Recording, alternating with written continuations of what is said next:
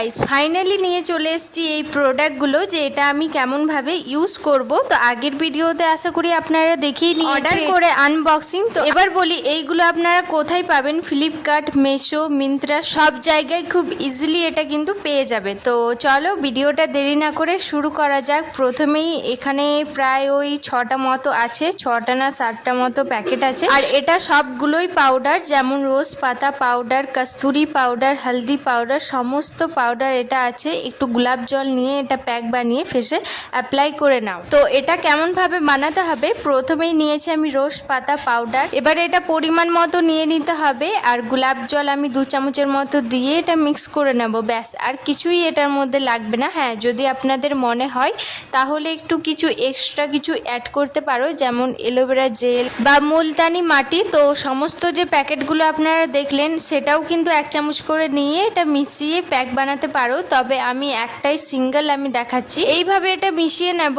আর এটার যে পাউডারটা সেটা কিন্তু একদম মিহি থাকে, একদম মানে গোটা গোটা হয় না 1-2টো, তো সেটা কিন্তু ছিল। আর এটার দামটাও কিন্তু ভীষণ কম দাম। তো দেখো আমি পাশে দিয়ে দিয়েছি দামটা, অবশ্যই চাইলে এটা নিতে পারো, খুবই কম দাম। আর এখন কিন্তু এটা লাগাতেই হবে, কারণ এখন প্রচণ্ড রোদ থাকে আর রোদের মধ্যে আমরা ঘেমেও যাই। তো সেই মুহূর্তে কিন্তু এটা লাগিয়ে নিলে পুরো ট্যান্ট বা কালো ময়লা সব কিন্তু চলে যাবে। আর এটা আমি আগেই বলে দিই, এটা লাগানোর পর মানে রোজ পাতা যে পাউডারটা সেটা আমি লাগিয়েছিলাম ঠিক কথা, কিন্তু একটু রাখার পর আমার স্কিনটা পুরো জ্বলছিল, একদম জ্বালা হচ্ছিল আমার এই স্কিনটা। তো আপনাদের যদি মনে হয় তাহলে এটা অর্ডার করে নিতে পারো। তো আমার স্কিনটা হালকা জ্বালা জ্বালা করছিল।